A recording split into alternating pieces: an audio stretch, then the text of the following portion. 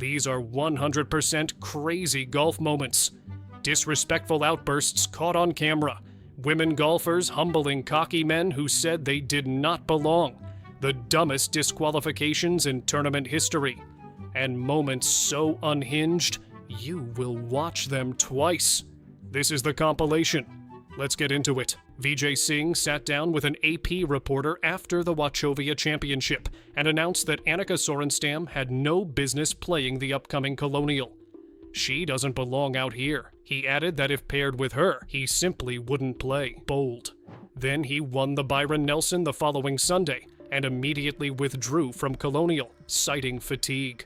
He claimed he'd promised his wife a week off if he won. Nobody had heard that promise mentioned all week.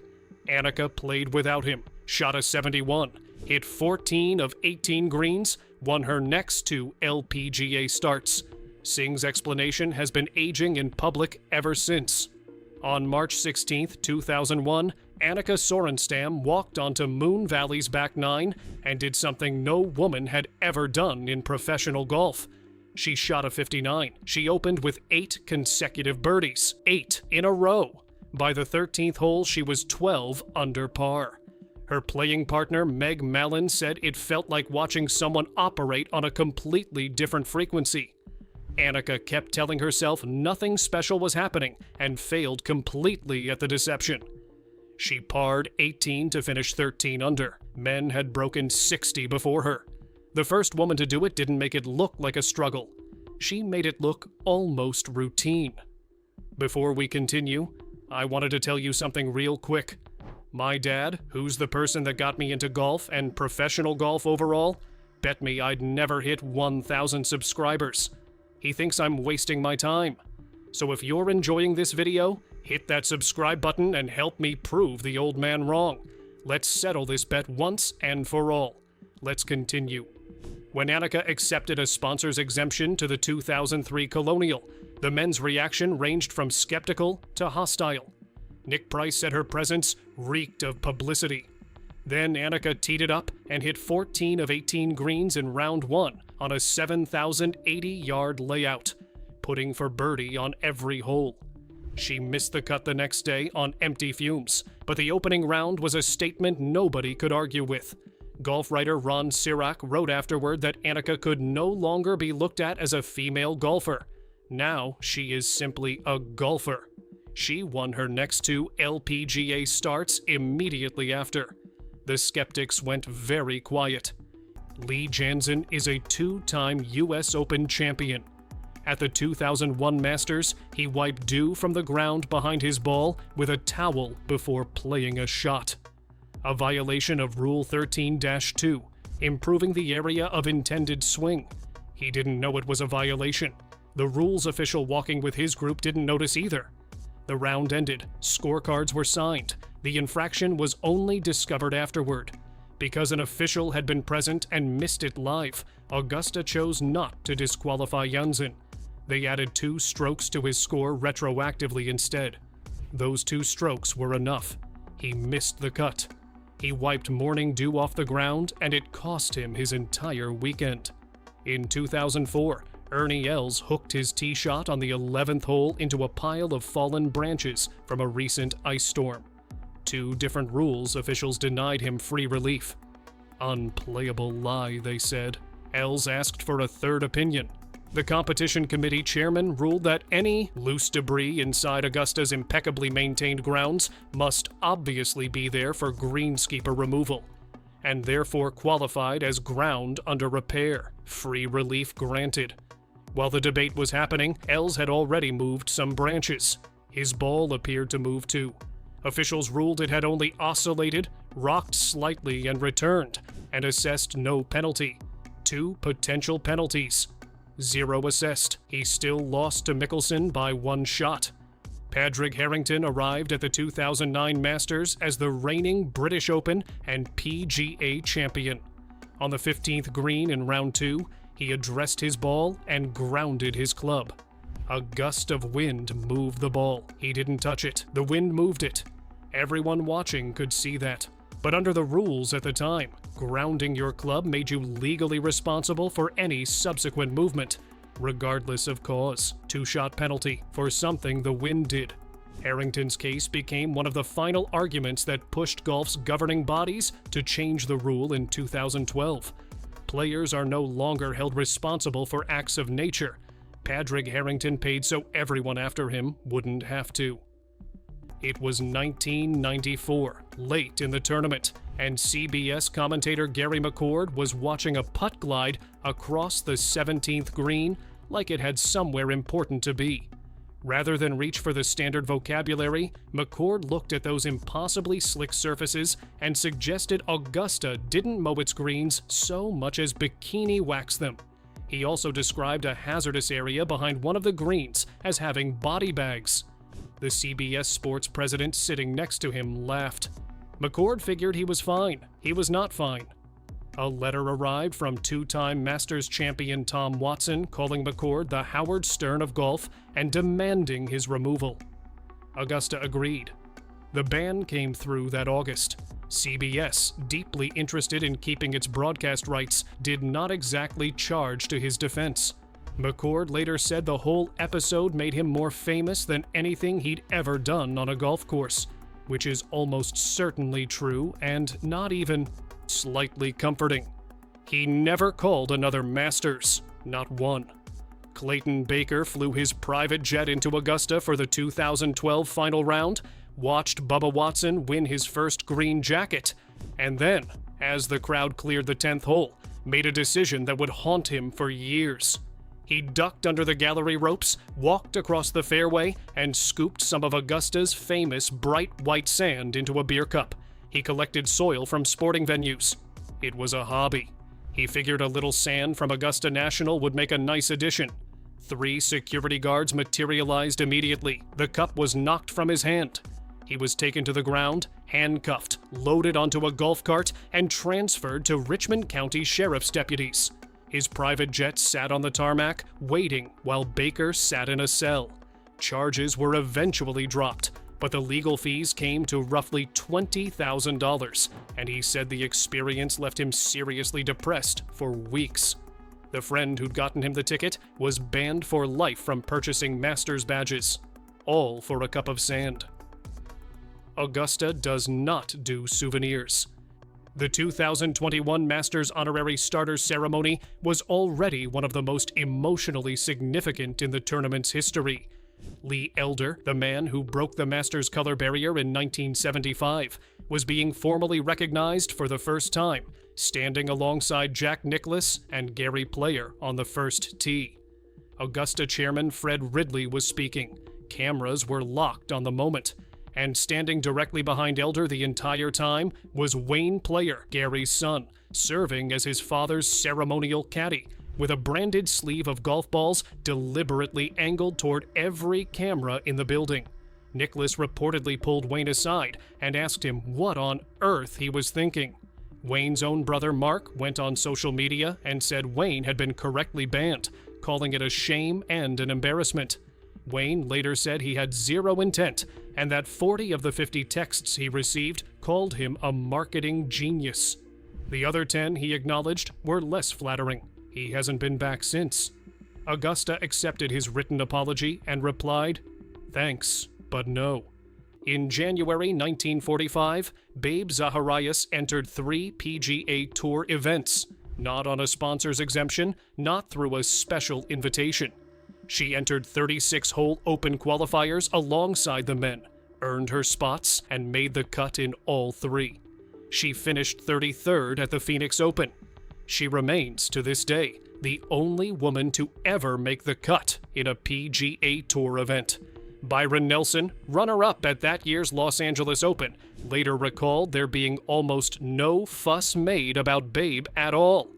One writer noted that had she played her usual game, she'd have been near the top. She went home and won 17 consecutive amateur events, just to decompress. In 2022, Lynn Grant became the first woman in history to win an official DP World Tour event at the Scandinavian mixed in her home country of Sweden. Then she came back in 2024, started the final round 11 shots behind overnight leader Sebastian Soderberg, shot a flawless 7 under 65, and watched him 3-putt from 25 feet on the 72nd hole to hand her the win. He also missed a 15-inch putt that would have forced a playoff. Grant chipped in for birdie on 18 and said she was so surprised. The largest final round collapse in DP World Tour history. The winner's check made no distinction between genders. Georgia Ball is a certified PGA professional and instructor with over 280,000 Instagram followers. She produces golf instruction content for a living. In February 2024, while filming a swing video at a Liverpool driving range, a man in the adjacent bay decided she needed his help. He told her she was swinging too slow. She explained she was working through a swing change. He cut her off. She explained again. He cut her off again, cited his 20 years of experience, and told her to follow through faster.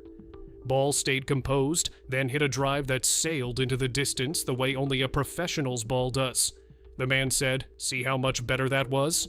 The video hit 10 million views. He was never identified. In January 2004, Michelle Wie received a sponsor's exemption to the Sony Open in Hawaii. She was 14 years old and in 8th grade. In her second round, she shot a 68, lower than 47 men in the field, 4 of whom were major champions. Her 68 remains the lowest single round ever shot by a woman in a PGA Tour event. She missed the cut by 1 stroke, coming within a single shot of becoming the first woman since BIZZARE to play a PGA Tour weekend. Commentators spent the entire week debating whether she belonged. Her scorecard answered that debate on Saturday and didn't wait around for a response. Mark Calcavecchia is a major champion, a 13-time PGA Tour winner, a man who played in the Masters 18 times. You'd think after 4 decades in professional golf, he'd know the rules of Augusta National by heart. He pulled out his phone during practice week. That was it. Security appeared almost instantly and walked him off the premises.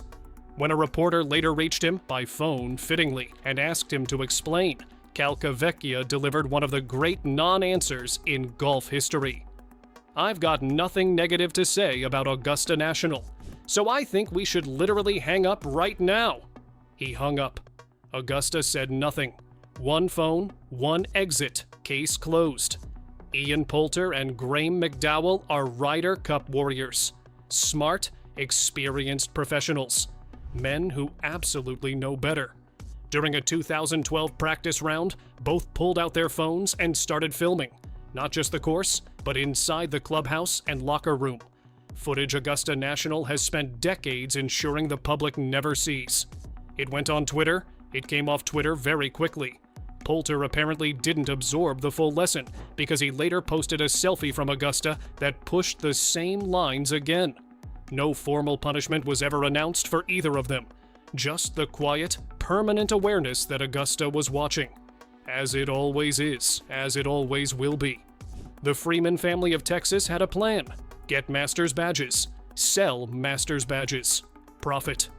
It was not a subtle operation. Michael Freeman, his parents Diane and Stephen, and his sister Christine were charged with fraudulently obtaining Augusta badges and reselling them for profit. The scheme was serious enough that the family collectively paid over $275,000 in community restitution. Michael himself received a sentence of 28 months in federal prison. Federal prison for ticket scalping at a golf tournament. Every member of the Freeman family received a lifetime ban from Augusta National, which at that point was probably the least of their concerns. The waiting list for Masters badges has been closed since 2000. Augusta does not negotiate on this. Frank Stranahan was the reigning Masters runner-up.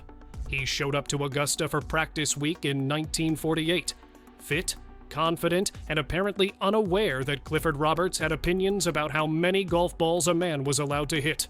The rule was simple. One ball during practice rounds. Stranahan's interpretation was that this applied only to full shots off the tee, not chipping and putting. He may have had a point. Roberts did not care about his point. Stranahan was pulled off the course mid-round, and his invitation was revoked on the spot. He bought a ticket and watched from the gallery. Whether the real reason was the practice balls or something involving Roberts' secretary, Augusta has never said. Roberto De Vincenzo was celebrating his 45th birthday at Augusta in 1968 when he played one of the finest final rounds of his life. He made birdie on the 17th to pull level with Bob Goalby, bogeyed the 18th, and sat down certain he was heading for a playoff. What he didn't notice, and what playing partner Tommy Aaron had accidentally marked wrong, was that his scorecard recorded a par on 17 instead of the birdie he'd actually made. De Vincenzo signed it. Under the rules of golf, the higher score had to stand. One signed number on one piece of paper cost him a place in the playoff, and Goalby was crowned champion without hitting another shot. Aaron, who discovered the mistake himself moments later, was devastated. De Vincenzo handled the whole thing with a dignity that frankly the situation didn't deserve, summing it up in 5 words that golf has never forgotten. What a stupid I am. He went on to estimate he'd earned $250,000 in appearance fees over the years, specifically because of that moment. Small consolation, still a green jacket short. Robert McIntyre arrived at the 2026 Masters as one of the favorites, ranked 8th in the world, fresh off a run of top 5 finishes. He left having been reprimanded by Augusta officials, having missed the cut by 3 shots, and having posted an AI-generated meme on Instagram of himself doing the thing he got reprimanded for. The incident in question unfolded on the par 5 15th hole in the first round, where McIntyre sent his approach into the water, took a penalty drop, sent the next one into the water as well, blasted the one after that over the green, and ultimately made a quadruple bogey 9. Somewhere in that sequence, he raised his middle finger at the 15th green on national television. He also slammed his club into the fairway on the 14th and 17th, and was heard swearing on the 12th and 13th. Augusta officials reprimanded him after the round. He declined to speak to the media. Then posted the meme, which, depending on your perspective, is either the correct response to a terrible week or the absolute last thing you do at Augusta National.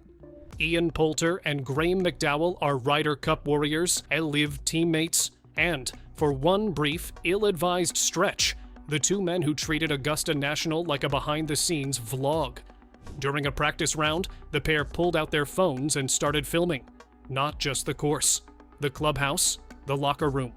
The kind of footage Augusta has spent decades making absolutely certain the public never lays eyes on. It went up on social media. It did not stay up for long. Poulter, apparently not fully absorbing the lesson, pushed the envelope again years later with a selfie that tested the same invisible line. No formal punishment was ever announced, at least not publicly. Which at Augusta means one of 2 things. Either nothing happened, or something happened, and you'll never hear about it. Given the club's track record, the smart money is on the latter. Augusta doesn't always tell you when it's watching, it just watches. In 2013, a 14-year-old Chinese amateur named Tianlang Guan became the youngest player in Masters history to make the cut. He was composed, he was talented, and he was, by the assessment of European Tour Chief Referee John Paramore, slightly too slow. On Friday, approaching the 17th green, Paramore stepped in and handed Guan a 1-stroke slow play penalty, making him the youngest player in Masters history to receive that particular distinction as well. To his enormous credit, Guan took the ruling with more grace than most grown professionals manage in similar situations, nodded, and kept going. He still made the weekend. The moment said less about Guan's character and more about Augusta's clock. The Masters has no interest in waiting for anyone, regardless of age, occasion, or the historic nature of your presence. You can be the most remarkable story at the tournament. The fairways will still move at Augusta's pace, not yours.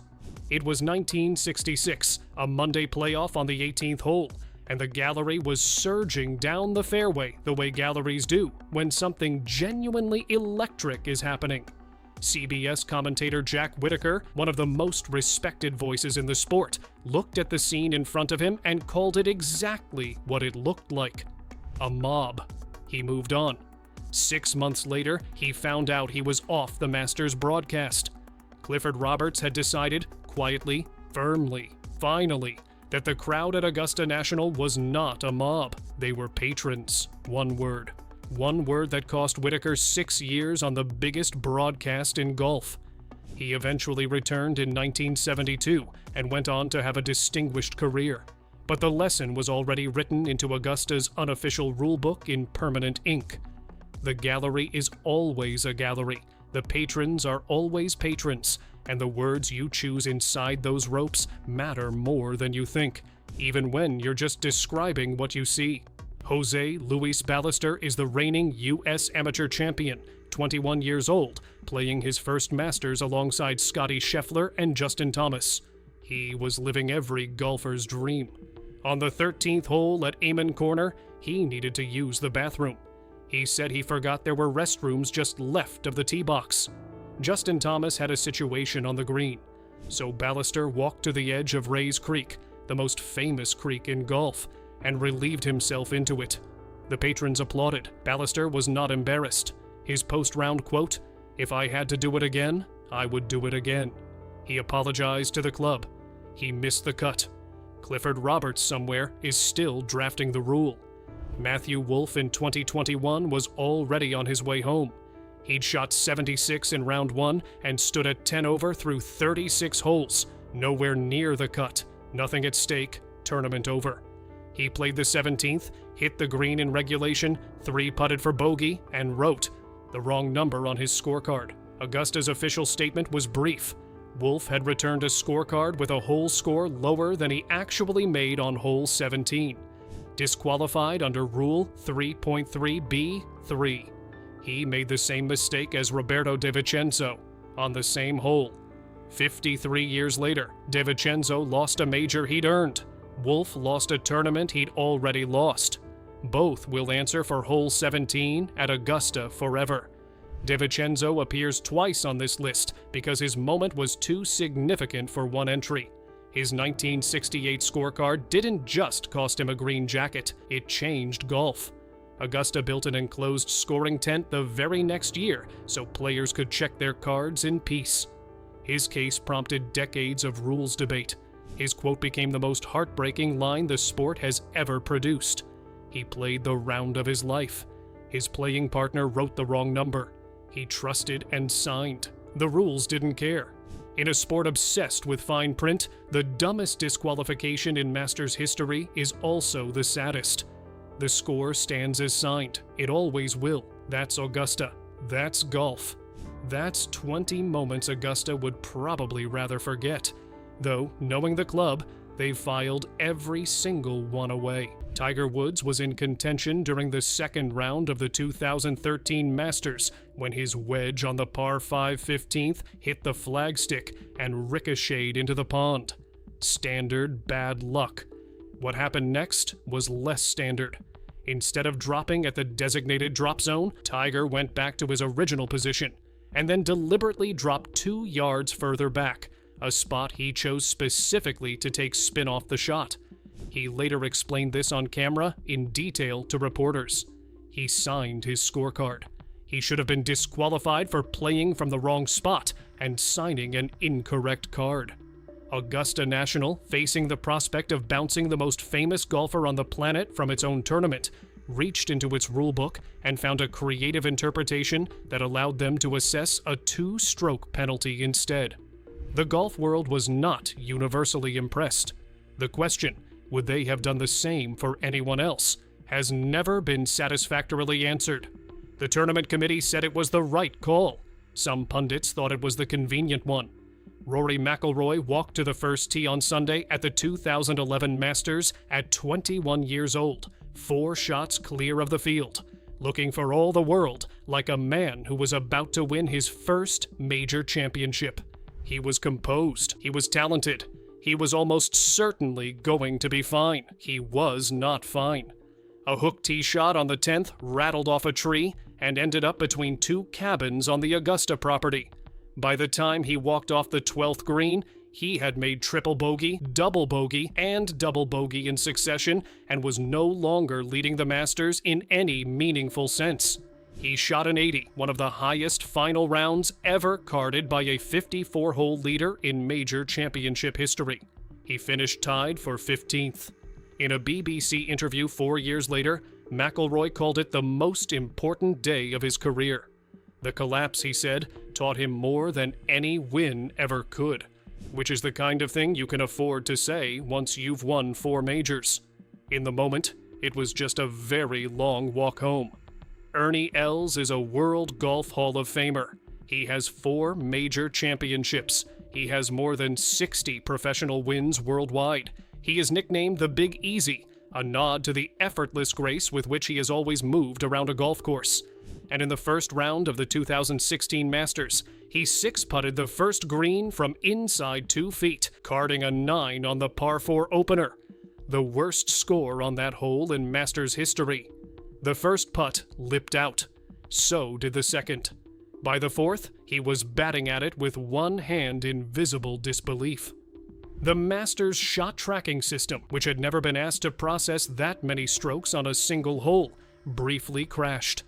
Playing partner Jason Day later said it was the first time he'd ever seen anything like it and worried it might be career-ending. Els finished the day at 8 over. "I can't get the putter to go back," he told reporters. "When snakes are going off in your brain, it's difficult." Nobody in the building disagreed with him. In 2002, Susie Whaley entered the Connecticut PGA Section Championship against an entire field of male PGA professionals. Her caddy was her mother. She won.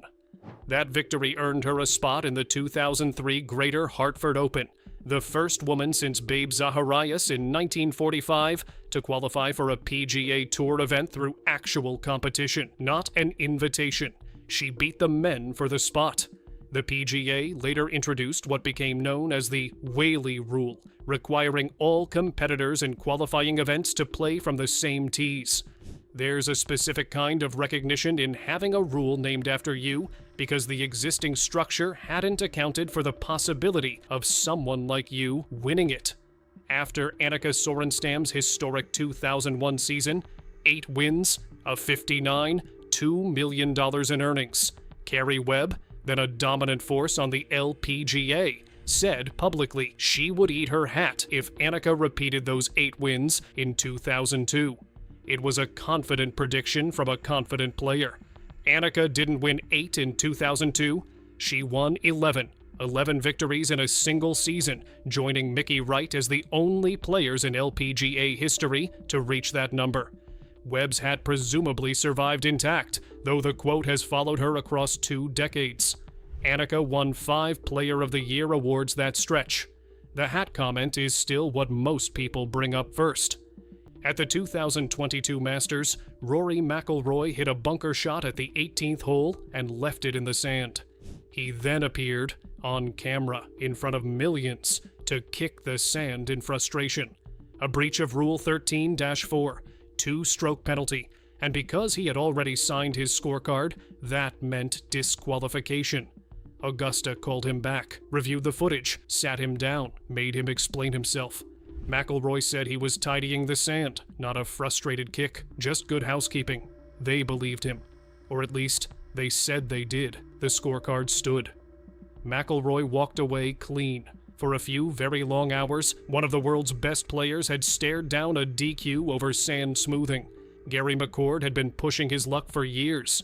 In 1994, watching an impossible putt on the 17th green, he looked up from the magazine he'd been reading during the commercial break and said Augusta's greens were so fast they must have been bikini waxed. Then he mentioned body bags near another green. The CBS president sitting next to him laughed. McCord figured he was fine. He was not fine. Tom Watson, 2-time Masters champion, sent a handwritten letter demanding his removal. Augusta had a list of grievances. CBS, terrified of losing the broadcast rights, did not fight for McCord. He was banned for life, never called another Masters, not one single hole. Jordan Spieth stood on the 12th tee at the 2016 Masters with a 5-shot lead, 9 holes to play, and a very reasonable claim on his second consecutive green jacket. 30 minutes later, he was standing in 3rd place, and the tournament was effectively over. His tee shot on the par 3 12th fell into Rays Creek. He took a drop, chunked his wedge, and put that one in the water too. After a 3rd drop, he blasted his approach over the green into the bunker. He got up and down for a quadruple bogey 7, a 5-shot swing in one hole, a 5-shot lead erased in one sequence. Spieth became the first player in Masters history to lose a lead of that size heading into the back 9 on Sunday. He later said it was a pain that lasted a lifetime, replaying the 12th in his head long after everyone else had moved on. He rebounded with birdies on 13 and 15, which showed the kind of character that defines his career. It was also, by that point, nowhere near enough. Greg Norman arrived at the final round of the 1996 Masters with a 6-shot lead and a resume that said he was ready for this. He was the world's best player. He had been for years. He shot a first-round 63 to open the week, a Masters record at the time. And he was 6 clear of Nick Faldo, a man who had everything under control for exactly as long as Norman did not. Norman made bogey on the first hole, and then everything came apart with a thoroughness that professional sport rarely produces. He made 4 bogeys and 5 double bogeys. He shot 78, Faldo shot 67, the low round of the entire weekend in difficult conditions, and won by 5. Norman finished having turned a 6-shot advantage into a 5-shot deficit, an 11-shot swing against one opponent in one round. Afterward, Faldo embraced him on the 18th green and said he didn't know what to say. Norman told the press he played like a bunch of something unprintable. He never won the Masters. It remains the most famous collapse in the tournament's history and quite possibly all of professional golf. Fuzzy Zoeller was a former Masters champion, an enormously popular figure in the game, and a man who prided himself on his sense of humor. In 1997, he stood under the oak tree by the Augusta clubhouse, drink in hand, as 21-year-old Tiger Woods was marching toward the most dominant victory in Masters history. 12 shots, 27 records, the kind of win that changed golf permanently. A CNN reporter stopped Zoeller for comment. What followed was a racially offensive joke about what Woods should serve at the Champions Dinner the following year. It was on camera, it aired. Zoeller apologized. 2 major sponsors dropped him immediately. He later wrote that the fallout was the worst thing he had ever been through in his life, and that he cried many times. Woods accepted the apology weeks later, quietly, and said he wanted to get back to playing golf.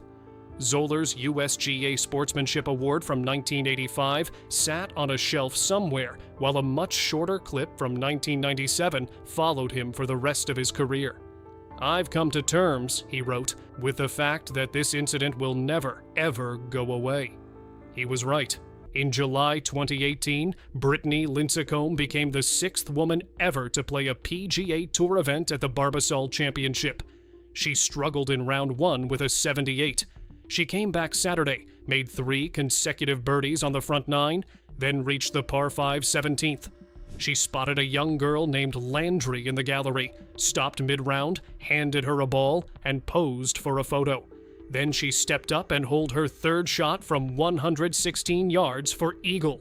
The gallery erupted. Her playing partner Conrad Schindler called the week a treat and said Lincecum was really consistent and always knew where it's going to go. The eagle from 116 yards probably contributed to that assessment. Laura Davies was, for a significant stretch, one of the longest hitters in professional golf. Not women's golf, professional golf. When she played a skins event alongside John Daly, Tom Watson, and Peter Sr., she played from the same championship tees as the men. She said she'd never been more nervous in her life, then won the opening skin anyway. Throughout the day, she regularly outdrove Watson and Senior. Davies described her performance simply, "I always hit the ball pretty hard, and I was hitting it like I normally do," which is the kind of thing you say when you've outdriven Tom Watson and found it unremarkable. Senior said he was in awe of Daly's power. Nobody mentioned Davies, which was probably strategic. Before the 2025 Ford Championship, Nelly Korda decided to hit a few balls with a vintage persimmon-headed McGregor driver, a museum piece. She put it on TrackMan and hit it 267.7 yards. According to ShotScope data, the average 5 handicap male golfer hits his modern, fitted, optimized driver 261 yards. Korda hit a relic from the Eisenhower era 6.7 yards further. 10 handicappers averaged 259 yards. 20 handicappers averaged 225. Her actual modern driver averages 276 yards, ranking her 7th on the LPGA Tour that season. The Persimmon round was, by her standards, a relaxed afternoon. By everyone else's, it was a quietly devastating piece of arithmetic. Jack Whitaker was one of the most respected voices in sports television. In 1966, covering a playoff at Augusta between Jack Nicklaus, Gay Brewer, and Tommy Jacobs, he looked at the crowd surging down the 18th fairway and described what he saw accurately. He called it a mob. 6 months later, he found out he was off the Masters broadcast. Clifford Roberts had decided the people attending the Masters were not a gallery, not a crowd, and absolutely not a mob. They were patrons. Whitaker had failed to say so. One word. 6 years away from Augusta. He returned quietly in 1972. Roberts never publicly explained the ban. He didn't feel the need to. After holing out on the 5th green in his opening round, Dow Finsterwald dropped a ball and casually hit a practice putt toward the next tee. A natural thing to do. Also a violation of a local rule printed on the back of his own scorecard, which the Masters had adopted that year. Nobody noticed in round 1. He shot 69. In round 2, playing partner Billy Casper flagged it. The committee debated for over half an hour, then added 2 penalty strokes retroactively to his first round score instead of disqualifying him. Finsterwald finished 3rd, 2 shots behind Arnold Palmer. The exact same margin as the retroactive penalty. Those ghost strokes followed him to the podium. Sunday, final round. Arnold Palmer leading Ken Venturi by 1, standing on the par 3 12th at Amen Corner on a rain-soaked afternoon. His tee shot embedded behind the green. He asked for free relief under the local rule. The officials said no. Palmer played the embedded ball, made double bogey, then walked back, dropped a second ball, took the relief he believed he deserved, and made par without authorization. He told Venturi he'd let the committee sort it out. The committee ruled the par stood. Palmer won his first major by 1 shot. Venturi never got over it. Herbert Warren Wind, covering the chaos, reached for a jazz record and gave those holes their name, Amen Corner. Jeff Maggart was leading the Masters on Sunday afternoon. Standing in a fairway bunker on the 3rd hole, 350 yards, practically a drive and wedge, he hit his escape shot into the lip. The ball ricocheted backward and struck him in the chest. Under the rules at the time, a ball hitting its own player, accidentally, comically, humiliatingly, meant a 2-stroke penalty. He made triple bogey. He holed an 18-foot putt just to make triple bogey. Then, as if the day needed finishing, he made a quintuple bogey 8 on the 12th. He finished 5th. The rule that penalized him was abolished in 2019. Golf took 16 years to admit that punishing a man for being hit by his own ball was absurd. Sergio Garcia is the 2017 Masters champion. He knows what Augusta National means. He has stood on its 18th green in a green jacket and felt everything that comes with that, which makes what happened on the 2nd hole of the final round of the 2026 Masters so thoroughly bewildering. Garcia's drive headed toward the fairway bunker. Before it even landed, he uncoiled a full backhand into the turf, tearing chunks out of Augusta's sacred tee box. He wasn't done. He walked to a cooler beside the tee and swung his driver at it with genuine force, snapping the club head clean off the shaft. He finished the hole without a driver and bogeyed the next two anyway. On the fourth tee, Augusta's chairman of the competition committee walked over and issued Garcia the first code of conduct warning in Masters history. Garcia later said he wasn't super proud of it, but that sometimes it happens. He apologized on social media 2 days later. In his 9 appearances since winning in 2017, he has one top 25 finish. When asked to explain, he said, "Bad golf." When asked for specifics, he said, "Bad shots." Whatever Augusta whispered to him on that fourth tee, he declined to share. "I'm not going to tell you," he said, which, considering everything that had already been televised that morning, felt like a little too late to start keeping secrets. The Grant Thornton Invitational pairs the best men and women in a team event.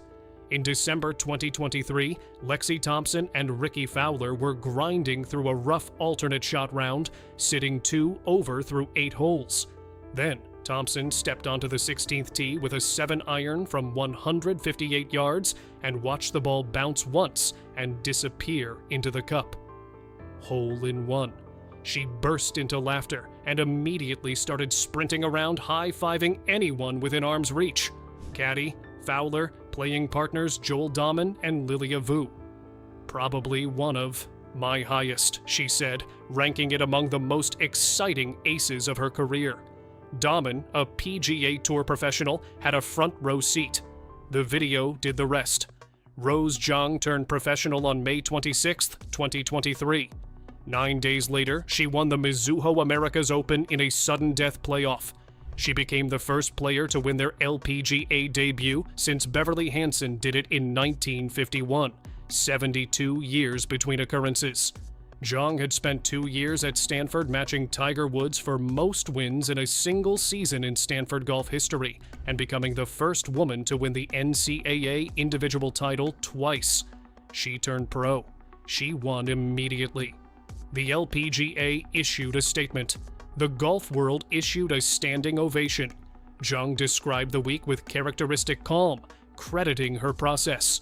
Her process produced a playoff victory in her first professional start, which is one way to introduce yourself. In the spring of 2024, Nelly Korda was mid-historic streak, the kind of run that was reshuffling record books and generating genuine, "Is this the greatest stretch ever?" conversations. Rose Zhang, in just her second professional season, stepped up at the Cognizant Founders Cup and won, ending it. Clean, direct, no drama. Zhang was 20 years old. Korda went on to win 7 LPGA events that season, including a major, so the loss didn't derail her. But the moment of a 20-year-old quietly walking up and stopping the most dominant active streak in women's golf is the kind of thing that gets filed away under things to remember. Zhang debuted with a win. Her second season included ending Korda's streak. She's still in her early 20s. In 2001, a made-for-TV alternate shot competition matched the world's top male and female golfers. Annika Sorenstam was paired with Tiger Woods.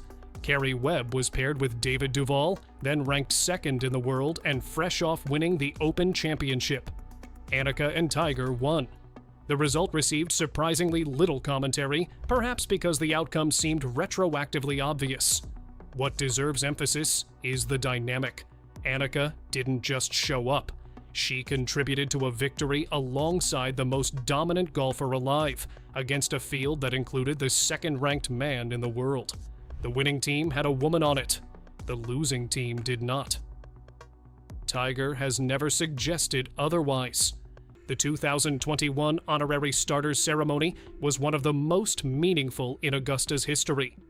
Lee Elder, the man who broke the Masters color barrier in 1975, was being formally recognized for the first time, standing on the first tee alongside Jack Nicklaus and Gary Player. Wayne Player, Gary's son, stood directly behind Elder, holding a sleeve of Encore golf balls with the logo angled deliberately toward the cameras. Nicklaus reportedly pulled him aside on the spot.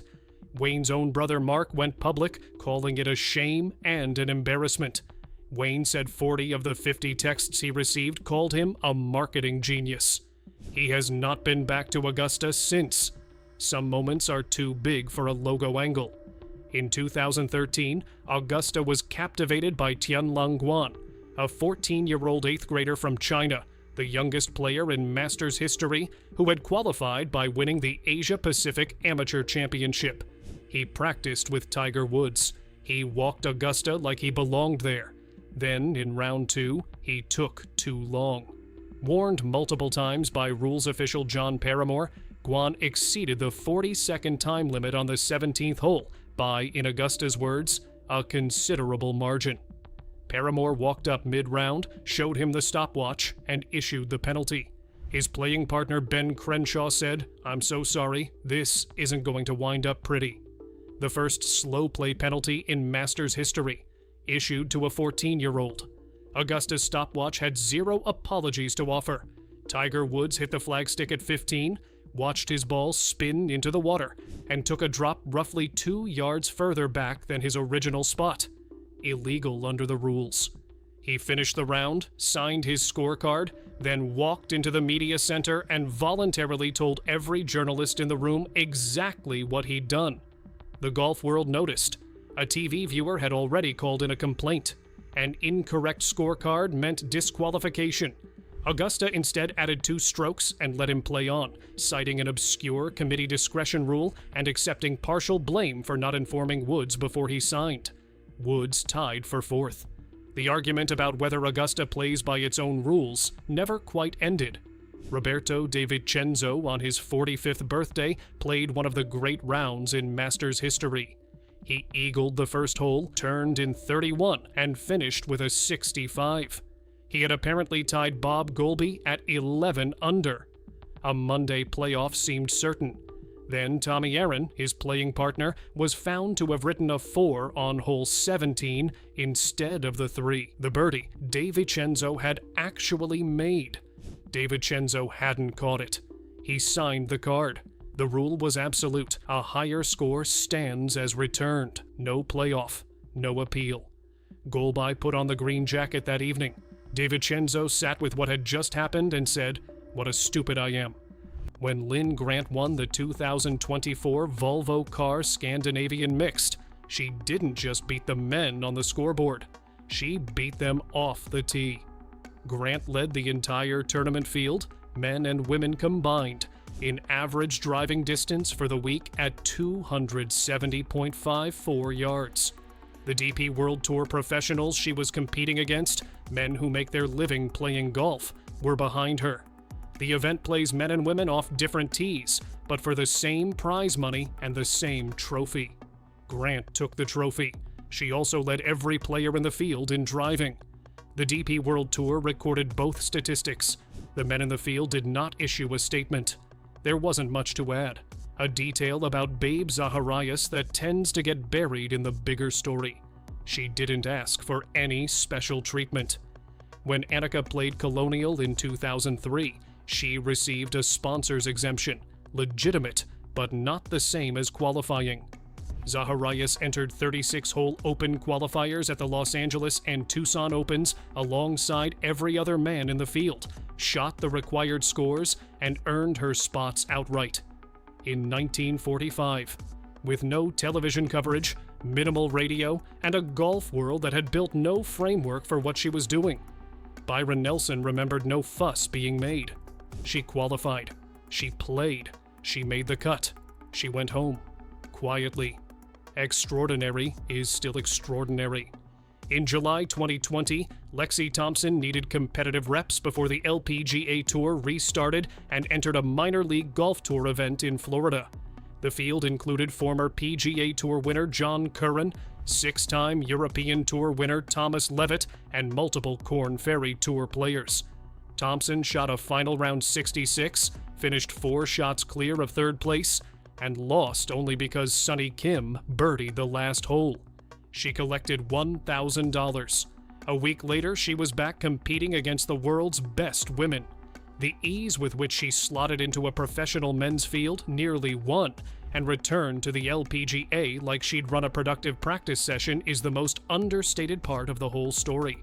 It's worth returning to Georgia Ball one final time, because the ending is the best part. After 10 million views, BBC Newsbeat coverage, Sky Sports segments, and a live television appearance, Ball was asked if she regretted not telling the man she was a PGA professional. Her answer: "It's just not in me to say, I'm a professional golfer. I know what I am doing." She never identified herself. He never found out. He watched her crush that drive, told her she'd improved, and went home believing he'd helped. Somewhere out there, a man who has been playing golf for 20 years is the most famous accidental antagonist on the internet and has absolutely no idea.